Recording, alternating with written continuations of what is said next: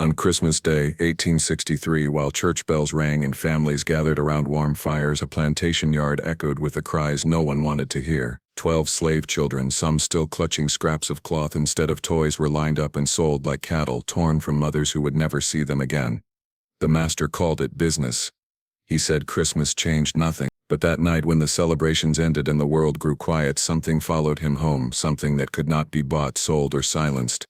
This is not just a story about cruelty, it is a story about consequence, about a single night when the weight of stolen childhoods, broken prayers, and unspeakable injustice came knocking.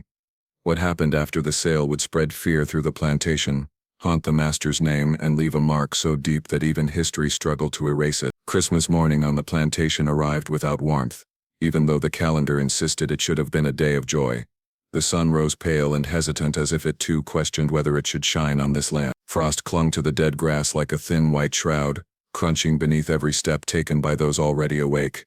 Smoke drifted lazily from the slave quarters, not carrying the smell of celebration but the bitterness of thin porridge and damp wood. The air itself felt tense, heavy with something unspoken, something waiting to break. Inside the big house, decorations had been arranged with care. Pine branches framed the windows, candles stood ready on polished tables, and a wreath hung on the door, its red ribbon bright against the dark wood. Laughter echoed faintly from inside as guests stirred. Servants moved quietly, and the master's children anticipated gifts and sweet bread. Yet beyond the walls of the house, the plantation breathed a very different rhythm. No songs rose from the quarters. No children laughed. Even the chickens seemed subdued, their clucks muted, as if the morning itself demanded silence. The enslaved families had been awake long before dawn. Sleep had come in fragments, broken by whispers, sobs pressed into blankets, and the restless shifting of bodies huddled together for warmth. Mothers held their children closer than usual, fingers tracing familiar faces in the dim light, memorizing every detail as if memory alone could defy what was coming. Fathers stared into the darkness, jaws clenched, knowing there were no words strong enough to shield their families from the day ahead. Christmas had always been a fragile pause in cruelty, when work slowed and hope dared to breathe. But this year hope felt like a dangerous luxury. The yard began to stir as overseers stepped out, boots striking the frozen ground with sharp authority. Their voices cut through the stillness, calling orders that sounded harsher than usual in the cold air. A bell rang once, then again, summoning people not to prayer or celebration but to attention. The sound traveled across the fields, slipping into every cabin, settling into every chest like a warning. Children looked up at their parents with confusion, sensing fear even if they did not yet understand its shape.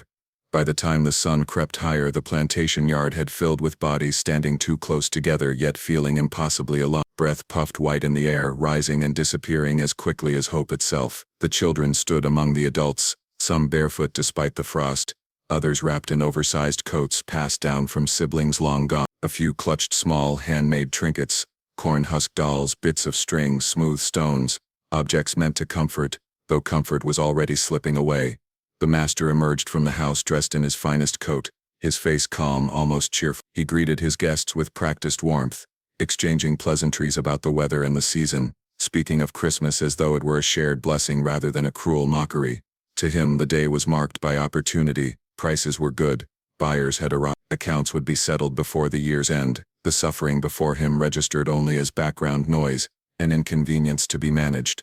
Christmas hymns floated faintly from inside the house, a piano playing softly as if to soften the edges of what was unfolding outside. The contrast was unbearable. Notes of peace and goodwill drifted over a yard thick with dread, twisting the meaning of every familiar word. Peace felt like a lie, goodwill like an insult. Even the sky seemed unsettled, clouds moving slowly as though unsure where to rest. Mothers tried to soothe their children, smoothing hair, whispering prayers under their breath, murmuring promises they knew they could not keep. Some children sensed the truth anyway. They watched the men on horseback, the strangers inspecting the crowd, the way eyes lingered too long on small frames and young faces. Fear settled into their bones, cold and sharp, replacing the innocent excitement that Christmas once brought. A few asked about gifts, about treats, about church later in the day, and each question landed like a wound. The plantation smelled of damp earth, sweat, and fear. No scent of baked bread or roasting meat reached the quarter. Instead, there was only the metallic tang of anticipation, the kind that came before whippings, before auctions, before long separations that never healed. Adults exchanged glances heavy with shared understanding. They had seen this before. They knew what it meant when children were made to stand in a line, when ages were whispered and recorded, when families were deliberately mixed so bonds would be harder to defend. Christmas mornings stretched unnaturally long. Every moment felt suspended, as if time itself refused to move forward, yet also cruelly eager to reach what came next. The sun climbed higher, but it brought no warmth, only clearer light that exposed every trembling hand, every tear-streaked. Birds perched silently in bare trees, watching, unmoving, witnesses to a ritual older and darker than any holiday. Somewhere in the distance, a church bell rang from another plantation calling free families to worship, to gratitude, to reflection. The sound carried faintly on the cold air, reaching the yard like a reminder of a world that existed just out of reach. For the enslaved, faith was all they had left, yet even prayer felt dangerous on a morning like this, when heaven itself seemed far away. The master glanced at the sky, impatient. He wanted the business done before noon, before the day grew too cold, before his guests grew restless. Christmas dinner awaited. Wine would be poured. Stories would be told. The sale of children was merely an item on the schedule, no more significant to him than feeding the horses, or counting the silver in his desk drawer. Among the children, confusion deepened into terror. Some clung to skirts and coats, refusing to let go. Others stood frozen, eyes wide, absorbing the fear around them like a sickness. A few tried to be brave, straightening their backs, mimicking the stillness of adults, though their hands shook uncontrollably. None of them fully understood why Christmas felt so wrong this year, only that something sacred had been broken before the day had truly begun. The cold intensified, seeping through thin clothing, numbing fingers and toes, but it was nothing compared to the chill settling in their heart. This was supposed to be a day of mercy, a day when even cruel men, sometimes softened, a day whispered about all year, as a fragile promise. Instead it had arrived sharp and merciless, stripping away illusion and exposing the truth beneath. As the overseers began calling names, the plantation seemed to hold its breath. Christmas morning, meant for light and renewal, stood twisted into something unrecognizable, a day marked not by gifts or grace, but by dread so thick it felt like it could be touched, a wrongness so deep that even the land itself seemed to recoil, waiting for the sound of the first child being taken. The 12 children were brought forward one by one, their small figures pushed gently but firmly into the open space of the yard, where the ground was hardest, and the eyes were sharpest. They did not come willingly. Each step felt like a betrayal of instinct. Every movement away from their families pulled against an invisible rope tied to their hearts. Hands reached out behind them, fingers stretching, grasping air where warm bodies had been moments before. Mothers surged forward, until overseers blocked them with practiced precision, palms raised, batons low but ready. The children ranged in age, from those barely old enough to form memories to those just beginning to understand the shape of fear. The youngest clung to an older sister's sleeve, her face buried against familiar cloth, while the girl stood rigid,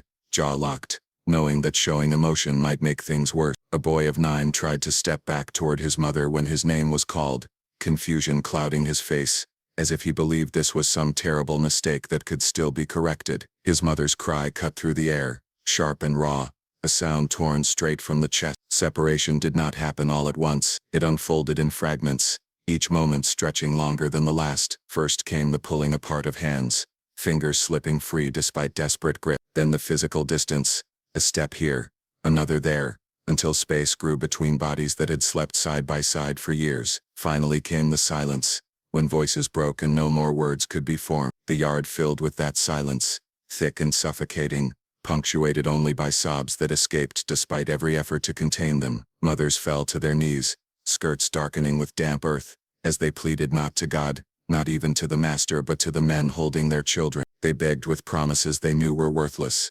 offering obedience, offering labor, offering their own bodies in exchange. Fathers stood frozen, fists clenched so tightly their nails cut into skin, faces locked in expressions of helpless fury. To intervene meant death. To stay still meant living with a wound that would never close. The children's faces told stories no ledger would record. Terror widened eyes until whites showed all around. Lips trembled, trying to hold back cries that shook small chests. Some children looked back repeatedly, as if memorizing the last sight of their mothers, their fathers, their siblings, knowing something final was happening even if they lacked the language to name it. Others stared straight ahead, retreating inward, their minds closing doors that might never open again. One little girl began to scream when an overseer pried her loose from her mother's arms. The sound rose high and piercing, slicing through the yard and into the big house window. Her mother screamed too, a deeper sound, broken and animal, as she lunged forward and was shoved back hard enough to fall. Dirt smeared her face as she crawled toward her child, nails scraping uselessly against frozen ground, until two men dragged her away. The girl's screams faded into choking sobs as she was carried off, her small fists pounding weakly against a stranger's coat. The buyers watched closely, their gazes clinical, calculating. They commented in low voices about height, strength, teeth, skin. They speculated about obedience, about future worth, about how quickly a child might be trained into silence. To them, the separation was necessary, even beneficial. Children without parents were easier to mold, easier to control, easier to forget. The grief before them was an inconvenience, something to be endured until the transaction was complete. Siblings were split deliberately. Brothers who had shared beds, sisters who had braided each other's hair, were placed on opposite sides of the yard. When one tried to cross back, he was struck lightly but decisively, the message clear. Bonds were liabilities. Love was dangerous. The plantation had learned this lesson long ago,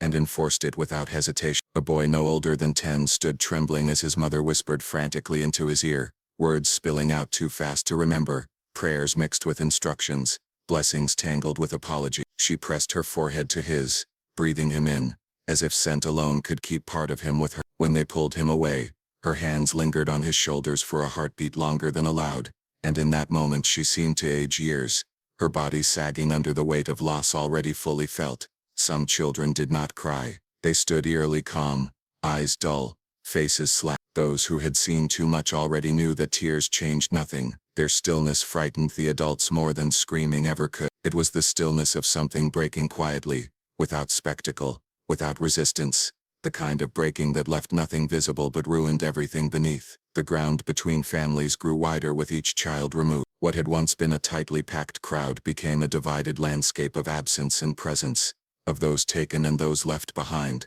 Empty spaces marked where children had stood moments earlier, outlines of loss burned into memory. Mothers rocked back and forth, arms wrapped around nothing, muscle memory refusing to accept reality. Fathers stared at the horizon, unable to look anywhere else, as if staring straight ahead might keep them from collapse. The sound of chains being adjusted, of papers being folded, of money changing hands, layered itself over the human suffering, transforming it into something grotesquely ordinary. Christmas morning continued on its schedule, indifferent to the devastation unfolding in plain sight. The sun climbed higher, illuminating tears on cheeks, frost melting underfoot, turning dirt into mud where people knelt in grief. One child tried to run. He bolted suddenly, small legs pumping hard, heading straight for the court. He made it only a few steps before he was caught, lifted clean off the ground, his feet kicking helplessly. The crack of a slap echoed across the yard, followed by stunned silence. His sobs turned hoarse and broken as he was set down again, subdued, his will visibly crushed in seconds. His mother screamed his name until her voice failed completely. By the time the last child was separated, the yard felt hollowed out, like something vital had been carved away and left to rot. 12 children stood apart now, clustered together, strangers to one another despite shared terror. They looked smaller than before, diminished, not just by fear, but by the sudden absence of love that had anchored them. Behind them, families collapsed inward, their shapes altered permanently by the spaces their children once filled. No one spoke of reunion, no promises were made. The separation was treated as final because everyone knew it was. The children were led away slowly, each step carrying them farther from everything familiar, while behind them the plantation remained frozen in grief. Christmas Day forever marked by the moment. 12 young lives were torn cleanly from the only world they had ever known. The cries began before the final words were spoken, rising instinctively as mothers sensed the closing of a door that would never reopen. At first they were scattered sounds, sharp intakes of breath,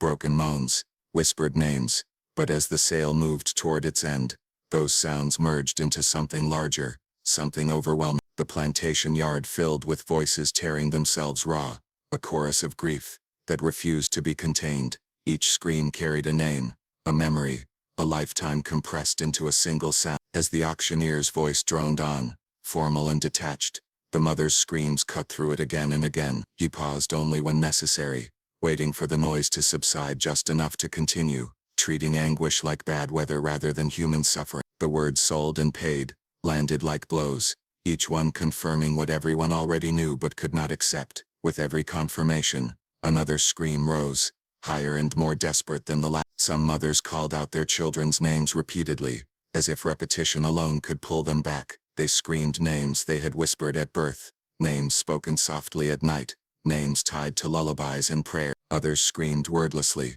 sounds ripped from deep within the body, beyond language, beyond control. Their throats burned, their voices cracked, yet still they screamed, driven by a force stronger than fear, stronger than survival itself. The sound echoed off the walls of the big house, off the barns, off the bare winter trees. It traveled across the fields, rolling outward like thunder, reaching places where no one could see what was happening but everyone could hear it. Enslaved people working in distant areas stopped and listened, their tools falling silent. As recognition settled in, they knew that sound. It was the sound of children being taken, of families being destroyed, of a line being crossed that could never be undone. One mother broke free from those holding her, and ran forward, skirts flying, hair loose around her face. She screamed as she ran, arms outstretched, her entire body leaning toward her child. She almost reached him before a man intercepted her, grabbing her around the waist and dragging her back. Her scream changed then,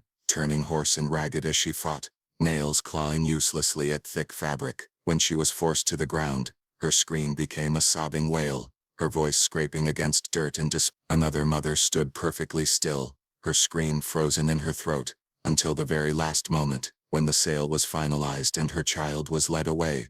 The sound that escaped her was so sudden and loud, that it startled even the buyer. It came out, as a single, sustained cry, rising in pitch until it seemed impossible that a human body could produce it. Her knees buckled as the sound continued, her scream holding even as she collapsed, her face pressed into the earth, while her voice carried on without. The children heard the screams too. Some turned their heads sharply at the sound of their mother's voices, eyes wide with panic. Others squeezed their eyes shut, as if trying to block it out, but the screams seeped in anyway, wrapping around them, clinging to their skin. One boy began screaming back, calling for his mother until his voice broke completely, leaving him gasping and choking, the echo of her scream still ringing in his ears. The buyers shifted uncomfortably, some clearing their throats, others looking away. A few tried to hurry the process along, eager to be done with the noise. Money was counted faster, papers were signed more quickly, orders were given in sharper tones. The screams were bad for business,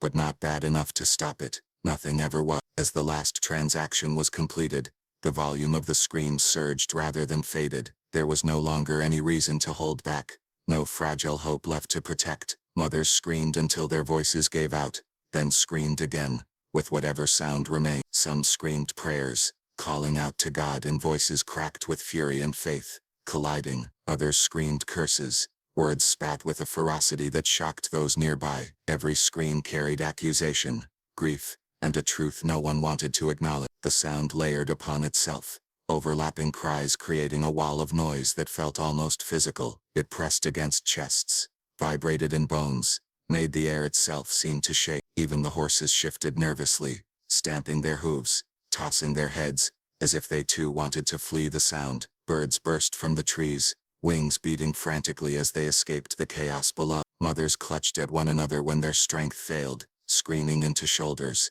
into necks, into hair. Some rocked back and forth, their screams rising and falling with the motion, a rhythm of grief that felt endless. Others tore at their own clothes, at the ground, at anything within reach, their screams punctuated by sobs that shook their entire bodies. The sound of suffering became so constant it was hard to tell where one voice ended and another began. The overseers shouted commands, trying to restore order, but their words were swallowed by the noise. They resorted to force, grabbing arms, pushing bodies back, threatening punishment. Yet still the screams continued. Pain no longer mattered, fear no longer worked. The loss had already happened, and nothing they could do would make it worse. Inside the big house, the piano stopped playing. Guests stood frozen, cups half raised, faces pale. Some pressed hands to their ears, others stared at the windows, unable to look away, unable to fully confront what the sound meant. Christmas decorations hung absurdly bright against the dark reality outside, ribbons and greenery framing a soundtrack of despair. The screams followed the children as they were led away, fading only as distance grew. Mothers screamed until they could no longer see small figures moving farther from them, until the last glimpse of a familiar head disappeared beyond a fence or around a corner. Even then, many continued screaming, as if the sound itself were a thread that might still connect them, might still reach their children wherever they were being taken. When voices finally began to fail, the yard did not fall silent. The echoes lingered, bouncing back from every surface, replaying themselves again and again. The absence of sound felt almost louder than the screams had been, heavy and oppressive. Mothers lay where they had fallen, chests heaving, mouths open, no sound coming out. Their screams spent but not gone, etched permanently into the air, into the ground, into the memory of everyone who had heard them as the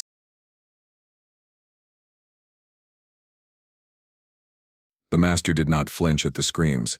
He stood slightly apart from the chaos, boots clean, gloves buttoned, posture relaxed in a way that suggested control rather than distance. His eyes moved not toward the mothers collapsing in the dirt, but toward the men holding purses and papers, toward the neat columns of numbers forming in his mind.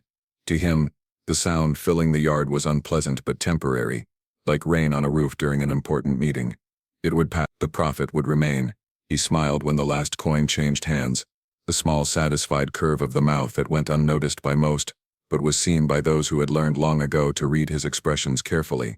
He nodded once sharply, signaling the overseers that the business was complete. His shoulders loosened, tension draining from his frame now that the transaction had ended. Christmas in his mind was back on schedule. He spoke to the buyers with ease, his voice warm and steady, congratulating them on their purchases as though discussing livestock or land. He praised the children's health, their potential, their ability to adapt quickly to new surroundings. He spoke of discipline as kindness, of separation as necessity, of profit as wisdom. His words flowed smoothly, polished by years of practice, untouched by the suffering unfolding only steps away. When one buyer remarked on the noise, gesturing vaguely toward the screaming mothers, the master laughed softly. He waved a hand dismissively, saying it always happened, that women were emotional, that they would calm down once reality set in. He assured the man that no trouble would come of it, that the plantation ran on order, not sentiment. His laughter was light, almost festive, perfectly suited to a holiday morning. He turned his attention to his guests, inviting them inside once the children were led away. Christmas drinks were waiting. The fire was warm. The smell of roasted meat would soon fill the house. He spoke eagerly of the meal to come, of plans for the afternoon, of stories to be told and glasses to be raised. His voice carried cheer, a deliberate brightness that seemed designed to overwrite the sound still echoing outside. Inside the big house, he removed his gloves and handed them to a servant who kept his eyes down and his face carefully blank. The master loosened his coat, rolled his shoulders and exhaled deeply, the way a man does after finishing an unpleasant task. He poured himself a drink, amber liquid catching the light, and took a long appreciative swallow. The burn in his throat grounded him, reaffirmed his sense of comfort and control. He spoke of the year just ending, of debts settled and accounts balanced. The sale, he explained, had been necessary to offset losses, to prepare for the coming season. He framed it as responsibility, as foresight, as good stewardship of his estate. Those who nodded along heard reason and pragmatism. Those who hesitated heard confidence strong enough to silence doubt. From the window, faint sounds still drifted in, muffled now but unmistakable. The master closed the curtains himself, pulling heavy fabric across the glass, sealing the noise out with a decisive tug. The room grew quieter, cozier, bathed in candlelight and warmth. The world beyond the curtains ceased to exist for him. The moment the fabric met in the middle, he seated himself at the table, fingers tapping lightly against polished wood as he waited for the others to join him. His thoughts returned briefly to the numbers, replaying them with satisfaction. 12 children. A fair price. No complication. He felt a sense of accomplishment settle in his chest, the pleasant weight of a decision well executed. When his wife glanced toward the window, her expression tight, he reassured her with a gentle tone, telling her not to let it spoil the day. He reminded her that Christmas was for family, for gratitude, for celebration. What happened outside, he implied, was necessary work, already finished, already behind them. He lifted his glass in a small private toast to official. Servants moved through the room silently, setting dishes, pouring wine, their faces carefully composed. The master barely noticed them. He spoke freely now, his mood lifted, recounting stories from past holidays, laughing at old jokes, basking in the attention of his guests. His voice grew louder, more animated, as if volume alone could drown out any lingering discomfort. He cut into the meal with appetite, savoring each bite, praising the cook, commenting on flavors and texture. He spoke of tradition, of blessings, of the importance of order in a world that was growing increasingly unstable. His words carried authority, confidence reinforced by the knowledge that he had acted decisively, when others might have hesitated. Outside, the yard still bore the marks of what had happened: disturbed earth, discarded shawls, bodies slumped in exhaustion. But to the master, those details no longer existed. The transaction was complete. The consequences were someone else's problem. He leaned back in his chair, satisfied, a man who believed himself untouchable, insulated by wealth, position and habit. He spoke of the night ahead, of music and drink, of resting well after a productive day. He looked forward to sleep, confident it would come easily. Christmas, after all, had been good to him. The plantation had yielded what he required. The children were gone. The money was secured. The screams had faded into memory, filed away with other inconveniences, other noises that had once risen and then disappeared. As plates were cleared and glasses refilled, the master felt no weight on his conscience, no shadow creeping at the edge of his thoughts. He felt only the pleasant exhaustion of a man who had done what he believed was necessary and emerged wealthier for it. His laughter ringing through the house, as the daylight shifted outside and the long winter evening slowly began to gather beyond the walls he trusted to keep everything else out. The children were gathered together near the edge of the yard as the sun began its slow descent, the pale winter light stretching shadows longer with every passing moment. They stood in a loose cluster, uncertain where to look or how to stand, their bodies still oriented toward the place where their families remained even as orders pulled them in the opposite direction. Overseers adjusted ropes and straps, speaking in low, efficient tones, preparing for departure as if this were any other shipment, any other cargo that needed to move before nightfall. Wagons creaked as they were brought closer, wheels grinding against frozen. The sound made several of the children flinch. One small boy pressed his hands over his ears, shaking his head as if refusing to hear what was coming next. Another child reached out instinctively for a sister, who had already been pushed ahead, fingers closing on empty air. The space between them widened, filled with nothing but cold and confusion. As the children were guided forward, some turned their heads sharply, scanning the crowd for familiar faces. A girl craned her neck desperately, eyes darting, searching for her mother among the bodies slumped and scattered behind the overseers. When she saw her, she cried out, her voice thin but urgent, stretching across the yard like a fragile thread. The sound was cut short, when a hand pressed firmly against her back, pushing her onward, the message clear without words. The sun dipped lower, its weak warmth fading quickly. The sky shifted colors, pale blue giving way to muted gold, then to gray. Time felt heavy, each second dragging as if reluctant to carry them farther from what they knew. Christmas Day, already twisted beyond recognition, moved inexorably toward evening, and with it, separation hardened into reality. The children were lifted into wagons or lined up to walk, depending on where they were being taken. Those placed in wagons clutched the wooden sides, knuckles whitening as the vehicle lurched forward. The jolt knocked the breath from a few small chests, prompting quiet cries that quickly dissolved into sobs. Those on foot struggled to keep pace, legs stiff with cold and fear, boots too large or too small rubbing skin raw with every step. Behind them, the plantation receded, buildings growing smaller as distance stretched. The big house stood solid and unmoved, its windows catching the last light of day. Smoke curled from its chimneys, signaling warmth and comfort that would never again belong to the children being taken away. The quarters blurred into a line of dark shapes, then into nothing at all as the road bent and trees closed in. Some children looked back until they could no longer see anything familiar. Others forced their eyes forward, staring at the road, at the backs of those ahead of them, at the boots of the men leading the way. One girl whispered her mother's name over and over under her breath, the sound barely audible, lips moving continuously as if stopping would make the truth unbearable. A boy bit down hard on his sleeve to keep from crying out, his jaw trembling with the effort of silence. The air grew colder as the sun sank, breath coming out in short uneven puffs. Hunger gnawed at empty stomachs, but fear drowned out any thought of food. No one spoke to them gently. Instructions were barked when needed, commands given without explanation. The children learned quickly that questions went unanswered, that pleading earned only sharper grips on arms or shoulders.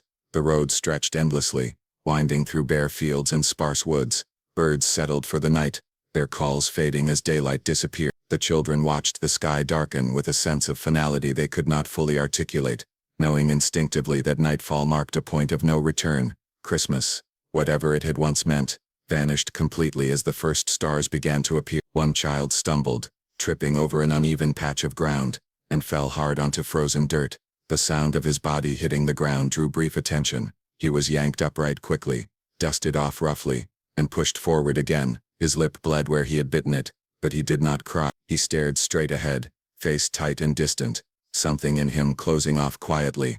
In the wagon, a younger child began to whimper softly, exhaustion finally breaking through fear. An older boy wrapped an arm around her shoulders instinctively, pulling her close, offering what little comfort he could. They did not know each other's names, but shared terror made strangers into something like kin. Their heads leaned together as the wagon rattled onward, bodies swaying with each bump.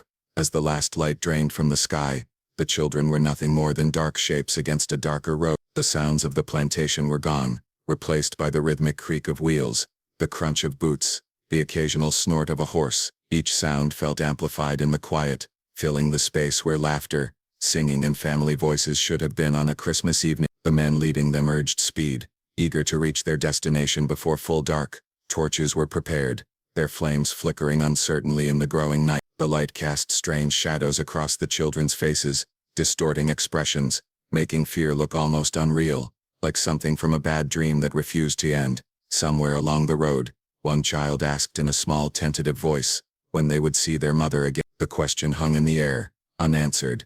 No one corrected him, no one offered false comfort. The silence that followed was heavier than any lie could have been, settling over the group like a blanket of cold truth. The road narrowed, trees closing in on either side, branches reaching overhead like grasping hands. The children huddled closer together, drawn inward by instinct, even as their bodies were kept moving forward. Every step carried them deeper into the unknown, farther from the only safety they had ever known, even if that safety had always been fragile. By the time darkness fully claimed the sky, the plantation was gone from sight and sound. Christmas Day slipped away unnoticed, replaced by movement, by the steady realization that whatever awaited them ahead would define their lives from this moment forward. The last light of sunset swallowed by shadow as the children were taken farther and farther down the road, away from home, away from family, away from everything that had ever made sense to them. Night settled over the plantation with an unnatural weight, the kind of silence that felt deliberate rather than peaceful. It did not arrive gently, it pressed down, thick and watchful, as if the land itself were holding its breath. The usual sounds of evening were absent. No laughter drifted from the quarters, no low conversations murmured between cabins. Even the insects seemed subdued, their chorus reduced to scattered, uncertain notes that faded quickly into nothing. The yard where the sale had taken place lay empty now, its surface scarred and uneven. Footprints marked the frozen dirt in chaotic patterns, some deep and frantic, others firm and measured. A discarded shawl lay near the fence, half covered in mud, forgotten in the rush and grief of the morning. No one had come back to claim it. The object rested there like a quiet accusation, untouched as the darkness thickened around it. In the slave quarters, doors remained closed, lamps were dim or unlit altogether. Families sat in rigid stillness, pressed together in small spaces that suddenly felt too large and too hollow at the same time. Mothers rocked back and forth without sound, arms wrapped tightly around themselves, bodies moving from memory rather than intention. Fathers stared at walls or floors, their faces carved into expressions of disbelief that had not yet shifted into rage or despair. Suspended somewhere between the two, no one spoke above a whisper, and even whispers felt dangerous. Words seemed too fragile for the weight of what had happened, too small to contain it. Names hovered on lips but were not spoken, as if saying them aloud might shatter what little remained. The absence of children was louder than any cry had. Empty spaces where small bodies should have been pulsed with awareness, each gap a wound that refused to close. The wind moved through the plantation slowly, deliberately, stirring loose leaves along the paths, brushing against cabin walls, slipping through cracks in doors and windows. It carried no comfort. It carried the memory of screams, stretched thin but unmistakable, like echoes trapped in the air itself. Every gust seemed to bring them back, faint but persistent, as if the night refused to let them fade. From the big house light glowed warmly behind drawn curtains. Laughter spilled out in brief bursts, followed by the clink of glass and the scrape of chairs. The contrast was jarring, almost unreal, like two different worlds occupying the same ground without ever touching. The silence outside pressed harder in response, deepening, growing more absolute, as though the land itself rejected the sound of celebration.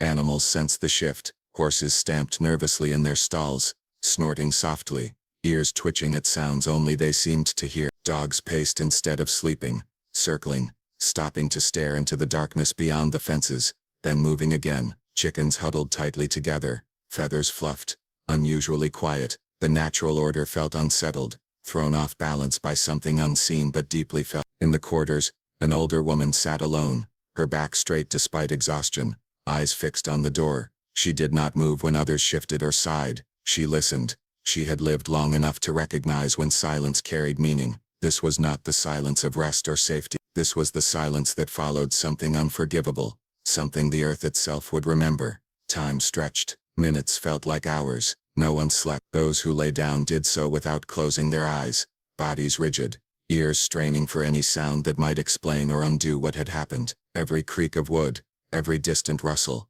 sent a ripple of tension through the court. People held their breath without realizing it, releasing it only when nothing followed. Outside, the sky was cloudless, stars sharp and cold. The moon rose slowly, its pale light spilling across the fields, illuminating paths and fences and bare trees. Shadows stretched and shifted, taking on shapes that made hearts race before resolving into harmless forms. The light revealed too much and too little at the same time, exposing emptiness while concealing meaning. The path the children had taken earlier lay quiet now, the road empty, its surface hardened by cold. No sound of wagons, no distant voices, no trace of movement remained. Yet the road felt occupied, as if the weight of small feet and frightened breaths still lingered, embedded in the ground. Those who glanced toward it felt a tightening in their chests and quickly looked away. From within the big house, a door opened briefly, spilling light onto the porch. A servant stepped out, hesitated, then moved quickly across the yard, head down, shoulders tense. The moment the door closed behind him, the silence rushed back in, thicker than before, sealing itself around the house and everything beyond it. The night air grew colder, frost began to form again, creeping across the ground, coating leaves and fences in a thin white layer. It softened the sharp edges of the landscape, making everything look deceptively calm, almost peaceful. But beneath that fragile covering lay the raw truth of the day, unaltered and unhealed. Somewhere in the distance an owl called out once, then again, its voice echoing faintly. The sound sent a shiver through the quarters, a reminder that the world continued to move forward regardless of human suffering. The call faded, leaving the silence intact, deeper now, as if reinforced by the brief interruption. Within the cabins, thoughts circled endlessly. Mothers replayed the last moments they had touched their children, the warmth of small hands, the weight of bodies pressed close. Fathers replayed their own stillness, the moments they had been forced to stand and watch, powerless. Each memory sharpened in the quiet, growing more vivid, more painful with every passing second. The silence began to feel crowded, filled with things that could not be said, filled with grief that had nowhere to go. It pressed against walls and chests alike, demanding acknowledgement. The plantation, stripped of its daytime noise, revealed its true nature under the cover of night, a place built on suffering that could not be silenced no matter how thick the darkness grew. Even the master's house, for all its light and warmth, sat uneasily within that silence. Laughter echoed too sharply, music sounded too forced, each sound swallowed almost immediately by the surrounding quiet. The land did not answer back, it simply waited, holding on to everything it had witnessed, the unnatural silence stretching on, unbroken, heavy, as if something were listening, something patient.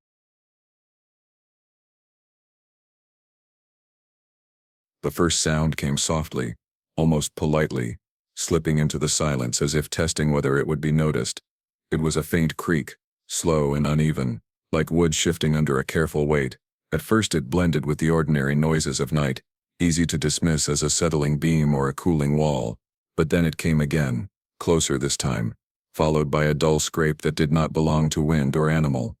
In the quarters, heads lifted almost in unison, bodies stiffened. The silence that had pressed so heavily now seemed to recoil, making space for something else to move through it.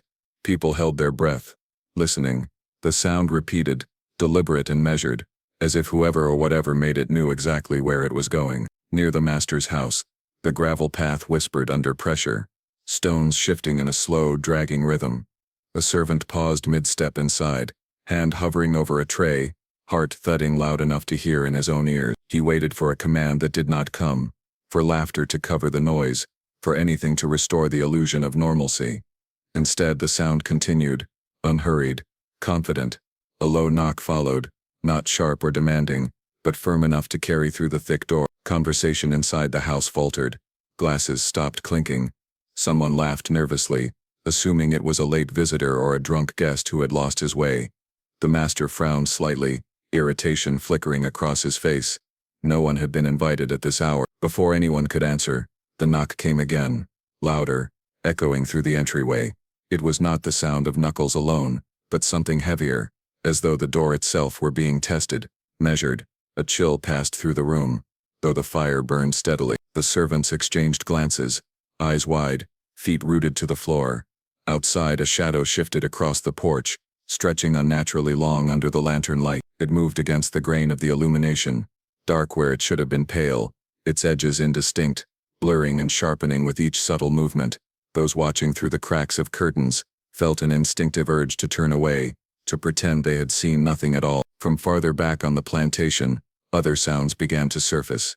A soft rustling near the fence line, the faint clink of metal where no chains should have been moving, a whisper of fabric brushing against wood, followed by the unmistakable sound of bare feet on frozen ground. Each noise emerged separately, then faded, only to reappear closer, as if drawn toward the same center.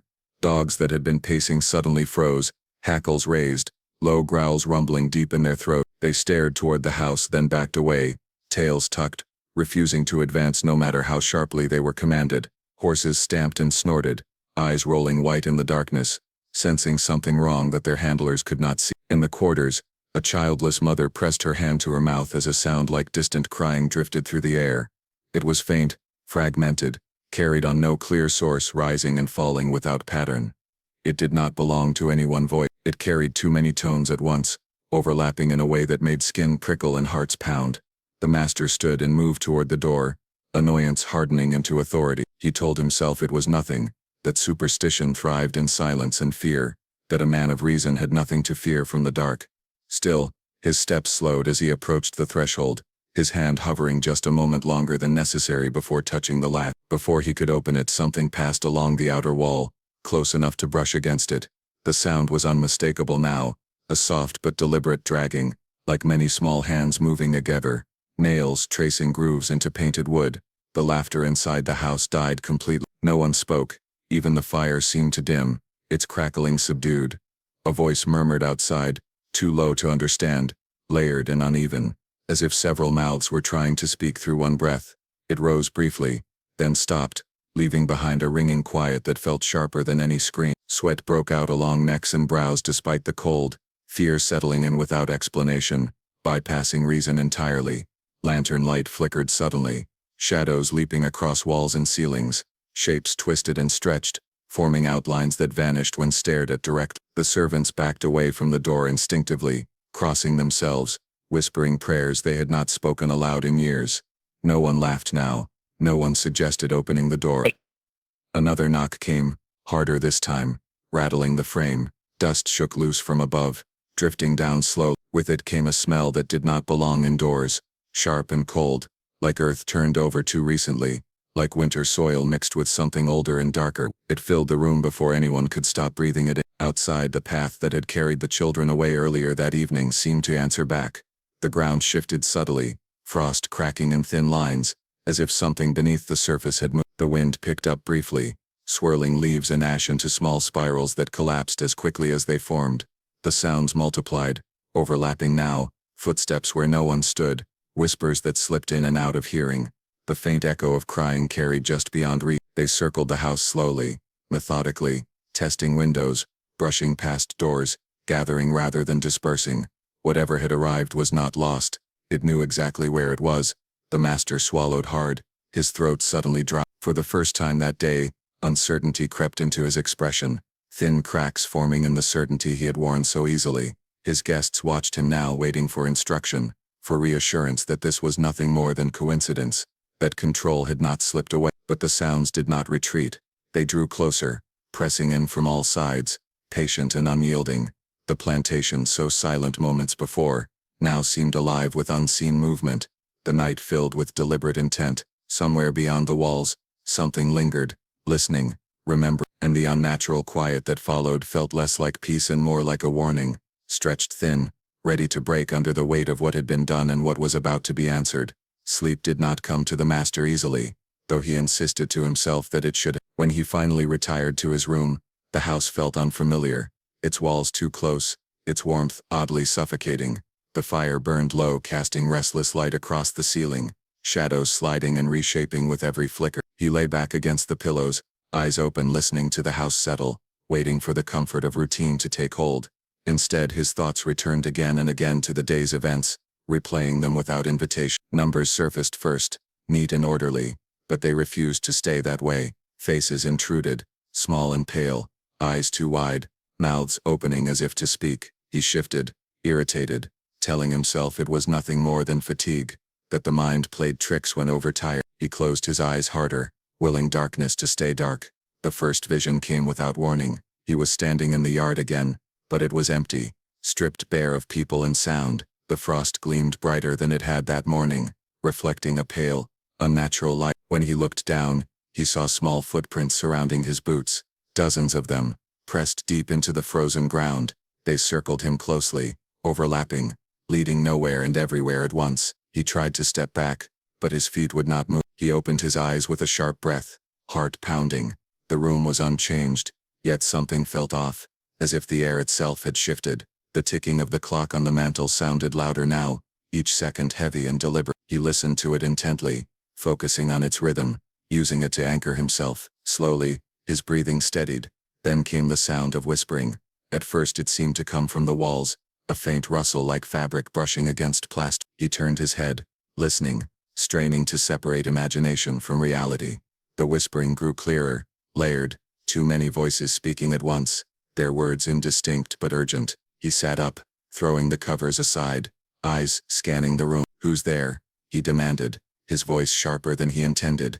The whispering stopped immediately, plunging the room into a silence that felt even heavier than before. He waited, muscles tense, ears ringing in the absence of sound. After a long moment, he scoffed at himself, muttering about nerves and foolishness. He reached for the glass of water on the bedside table, hands steady, until his fingers brushed the cool surface. As he drank, movement caught his eye near the foot of the bed. He froze, glass halfway to his lip. Slowly, deliberately, he lowered it, staring. At first there was nothing, then the shadow there deepened, pooling unnaturally, thickening until it took on shape.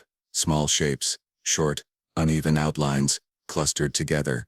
The master's mouth went dry. He blinked hard once, twice, but the shapes remained. They did not move forward. They simply stood there, their forms suggested rather than defined, as if the darkness itself had learned how to stand. He felt a pressure in his chest, tight and insistent, making it difficult to breathe. "You're not real," he said, forcing the words out.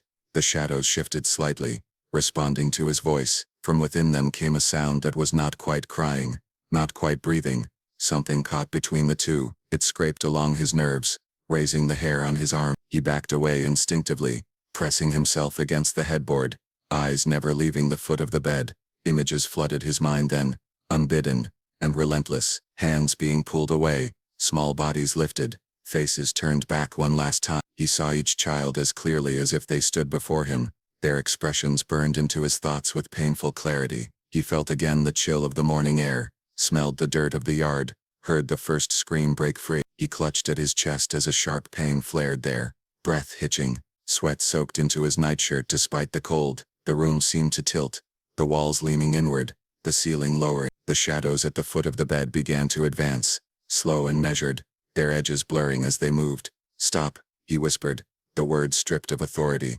The shapes did not stop. As they drew closer, the whispering returned, louder now, the overlapping voices forming fragments of sound that brushed against understanding. Names, not shouted, not cried, but spoken softly, insistently, as if repeating them long enough might force him to remember. Each name struck like a blow, tightening the grip around his chest.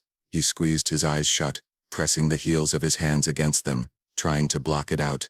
The whispers seeped through anyway, curling around his thoughts, settling deep. When he opened his eyes again, the room was empty. The shadows were gone. The foot of the bed lay bare, illuminated only by firelight. He laughed shakily, dragging a hand down his face, telling himself it was a dream, nothing more. Yet his heart continued to race, and the pain in his chest lingered, dull but present. He lay back slowly, afraid that sudden movement might bring the visions back. Sleep, when it finally came, was fractured and cruel. He drifted, in and out, trapped in half-dreams where reality and nightmare blended seamlessly. He found himself walking the road away from the plantation, Night pressing in on both sides. Ahead of him he could see small figures walking in silence, their backs to him. He called out, but no sound came from his mouth. The road beneath his feet turned soft and unstable, sucking at his boots, making each step harder than the last. He looked down, and saw that the ground was no longer dirt, but hands, countless hands reaching upward, grasping at him, holding him in place. He struggled, panic surging, but the grip only tightened. He woke gasping, clawing at the sheets, convinced for a moment that hands still held him. His chest burned, pain sharper now, radiating outward. He rolled onto his side, curling inward, breath coming in ragged bursts. The room swam, edges blurring, firelight stretching into long wavering lines. From somewhere deep within the house, a sound drifted upward, faint, but unmistakable, a child's sob, broken and exhausted, echoing softly through the hall. He pressed his hands over his ears, shaking his head, but the sound did not fade. It multiplied, layering over itself, filling the room with quiet misery. His breathing grew shallow, each breath felt like work, like lifting something too heavy. His heart hammered against his ribs, erratic and painful. Fear settled fully now, no longer vague or distant, but sharp and immediate. He understood then that what pursued him could not be locked out, could not be silenced with curtains or walls. The sobbing rose and fell, steady and patient, as if it had all the time in the world. The master lay there, trapped between waking and nightmare, body betraying him, mind assaulted by memories he could no longer control, the weight of the day pressing down with relentless force, his certainty unraveling thread by thread, as the night closed in around him, filled with voices that refused to be forgotten. By the time the hour grew late, the whispers had become more than sound. They were shapes, impressions, presences that seemed to fill the corners of the room. The master could feel them everywhere at once, pressing against his skin like invisible hands, crawling along his spine, brushing against the back of his neck. Every shadow looked too deliberate. Every flicker of candlelight cast figures that did not belong to the furniture, the walls or the ceilings. His eyes darted from corner to corner, trying to convince himself it was imagination, but the air itself felt heavy, charged with purpose. He tried to reason with himself, calling the sensations foolish, the visions the work of fatigue and indulgence. Yet no matter how he rationalized, the feeling did not recede. It multiplied, echoing in his chest, vibrating through his bone. He could no longer distinguish between memory and vision, between the past and the creeping present, between what he had done and what was coming. The events of Christmas Day 1863 were no longer contained in daylight or in the yard. They had followed him here, seeped into every corner of the house, embedded in the very air he breathed. The shadows on the walls shifted again. At first they were subtle, just a darkening at the edges of light, shapes that could have been mistaken for uneven plaster or a crack in the paint. But as the minutes dragged, they became more definite, taking on human forms, small, thin, and unmistakably childlike. They did not move as children moved in life, but glided, detached from weight and gravity, drifting closer with measured calm. The master's heart hammered in his chest, each beat a drum of panic that echoed too loudly in the silent room. A faint scraping followed, coming from the floorboards beneath his feet. It was soft, yet it carried with it the unmistakable presence of deliberate movement. He froze, eyes wide, unsure whether to run or remain rooted. The sound circled the room, impossible to locate, shifting from one side to the other with no discernible source. It was accompanied by a low murmuring, indistinct at first, then growing slightly more coherent, words forming and dissolving as quickly as they appeared, pleading, accusation, nay, all layered into a chorus that pressed upon the master's ears like a storm. He covered his face with trembling hands, pressing the heels of his palms hard into his eyes, willing darkness to return. When he finally peeked through his fingers, the shadows had multiplied. They gathered at the foot of his bed, then along the walls, pooling together into small groups, clustering as though waiting for a signal. He could see their shapes more clearly now, the thin outline of a girl's braid, the rounded shoulders of a boy, the tilt of a head too young to bear the weight it carried. Each shadow was familiar, yet unfamiliar, a mirror of those he had sold, stolen, and ignored in daylight, now returned in night.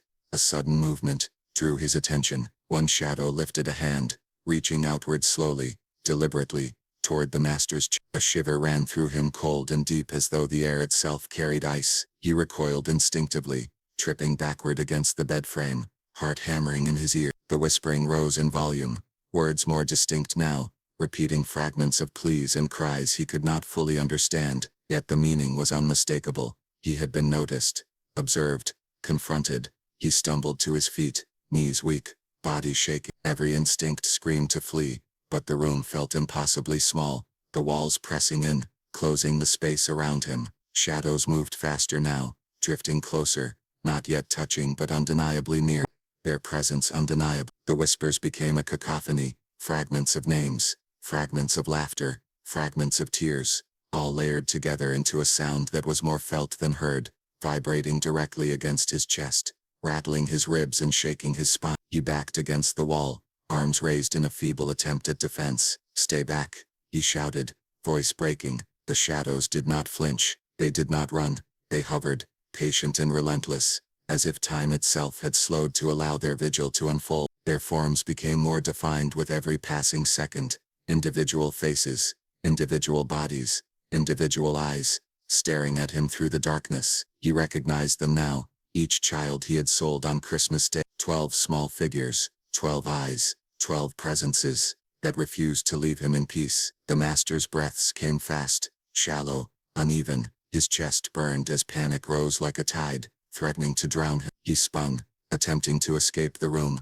but the door slammed shut of its own accord, locking him inside. He pounded on it, yelling, demanding someone open it, but no sound reached beyond the wall. The house seemed to pulse with the same energy he felt pressing against him, alive in ways he could not comprehend. The night itself had become an extension of the suffering he had inflicted.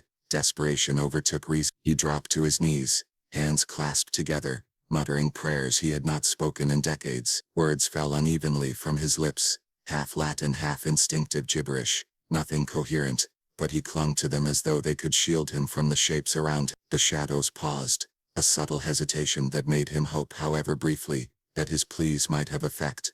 But hope was a fragile thing, and it did not last. One by one, the shadows began to reach outward again, hands brushing his skin lightly, impossibly, leaving a sensation of cold that traveled deep into his bones. Each touch was a memory, a reminder of the screams, the tears, the helpless faces he had ignored, each one insistent and unyielding. He tried to pull back, but the room itself seemed to resist, the floorboard beneath him, yielding only just enough to make movement awkward and futile. The whispers now formed a rhythm, a chant of sorts, low and steady, repeating in sight. They spoke without speaking, moved without moving, pressing against every part of him that remained unbroken. The master realized then that he had crossed a line, a threshold he had never acknowledged existed, and the forces he had ignored in daylight now held sway over him fully in the dark. Panic turned into hallucination. The shadows shifted, multiplied, multiplied again, until they seemed infinite, stretching beyond the walls,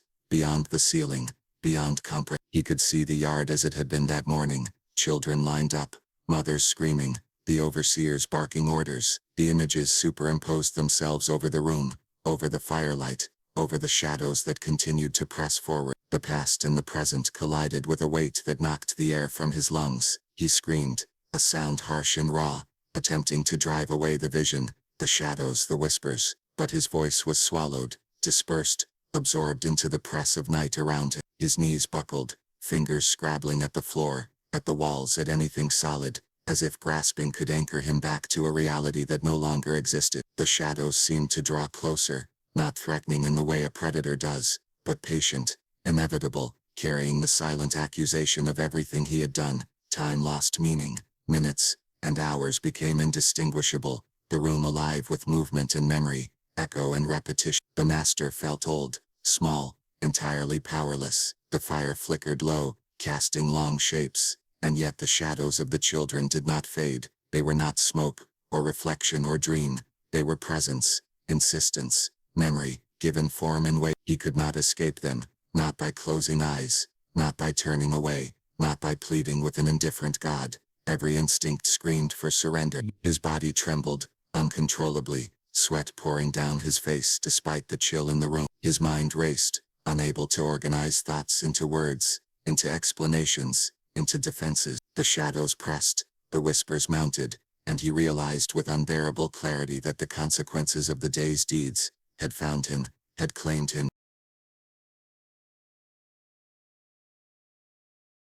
By the early hours of the night, the master was no longer certain if he remained fully awake or had slipped entirely into some fevered half-consciousness where dream and reality blended until distinction was impossible. Every shadow in the room seemed to pulse with life, thickening at the edges, stretching unnaturally, yet moving with a weightless deliberation that made them more terrifying than anything solid. He could feel them, not only with his eyes but with some deeper sense, pressing against his chest, his back, his limbs, infiltrating every nerve with the memory of what he had done that day.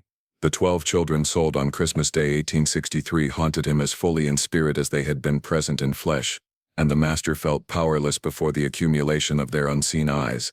The fire in the hearth flickered violently as if responding to the unrest in the room. Shadows lengthened and contracted against the walls, forming shapes that mocked the geometry of the furniture.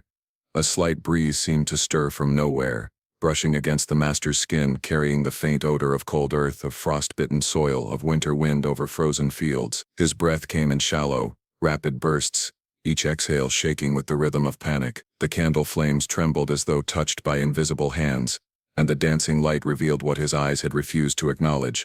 The figures were growing more distinct, their outlines sharper, their forms undeniably human, yet spectral, impossibly small, yet insistently real. Whispers rose around him again, fragmentary and overlapping, words and syllables that refused coherence but carried meaning nonetheless.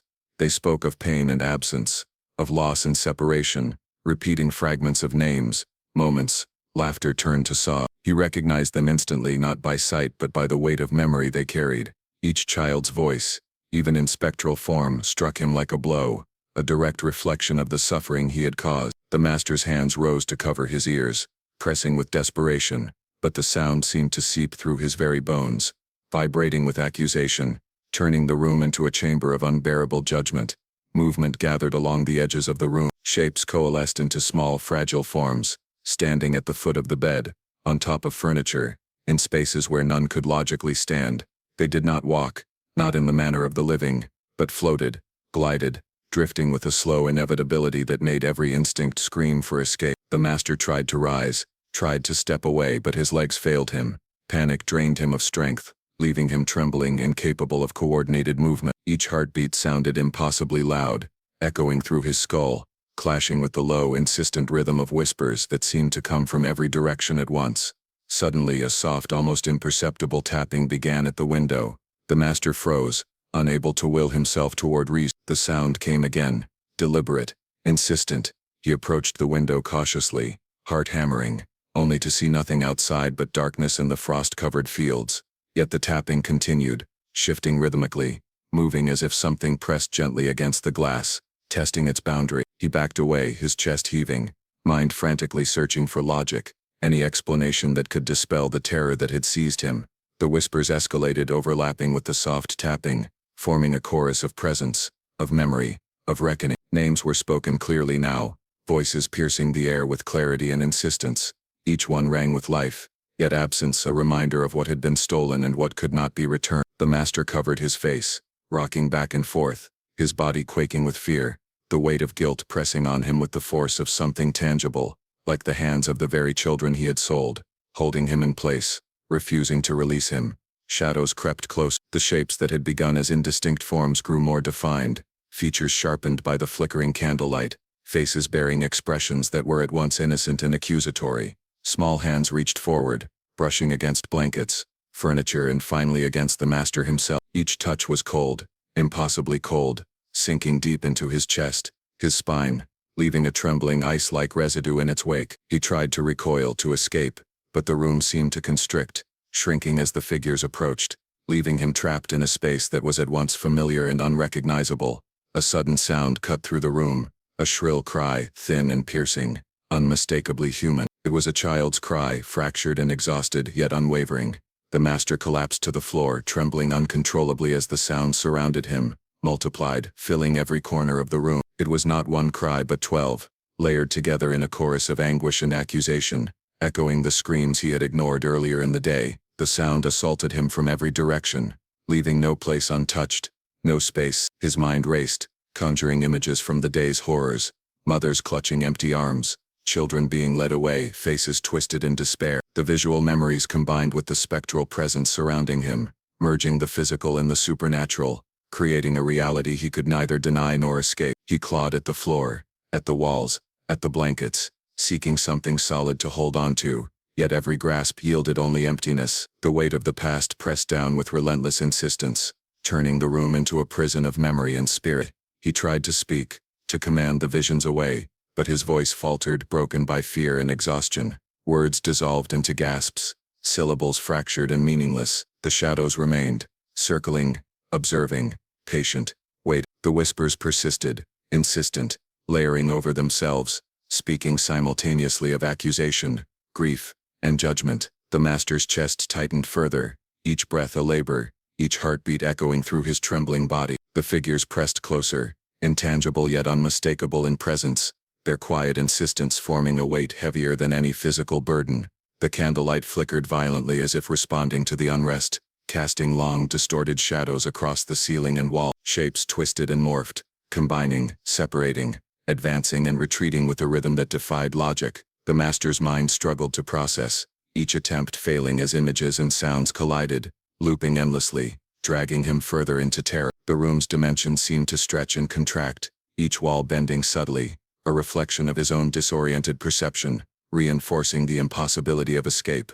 He collapsed onto the floor, hands over his head, rocking back and forth. Each movement brought the whispered names closer, more insistent, a relentless litany that refused to end. The spectral children gathered around him, not in violence but in patient confrontation, a judgment rendered in silence and presence. Their small forms pressed against the edges of perception, forcing awareness, demanding reckoning. He could not close his eyes, could not turn away, could not ignore them.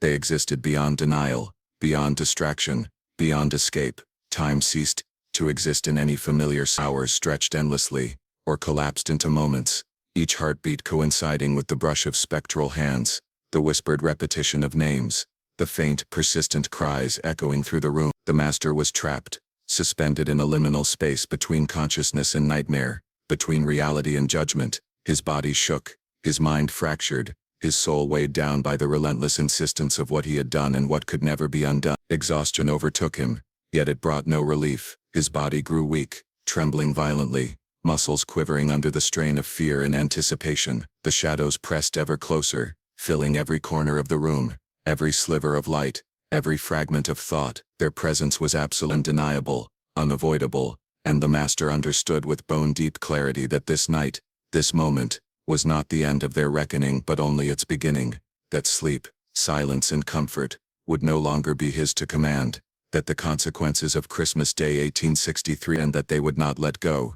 The master never slept again that night, or perhaps he did, but only in fragments haunted by shadows and whispers. Every corner of the house seemed alive with tiny accusing forms, and every sound, the creak of floorboards, the rustle of curtains, the whisper of wind felt laden with intent. By morning the fire burned lower, flickering weakly as if exhausted by the weight of what it had witnessed. The house was silent now, but not at peace. Silence had become its own kind of presence, a reminder that what he had done could never be erased. The memory of the 12 children, their eyes, their cries, their absence had seeped into every wall, every floorboard, every breath of. When the master finally emerged, pale, shaking and hollow-eyed, he was a man profoundly changed. The wealth he had amassed, the power he had wielded, and the authority he had clung to so desperately offered him no protection. On that Christmas night of 1863 the consequences of cruelty had found their reckoning, not in law or in men, but in the relentless unyielding judgment of conscience and memory,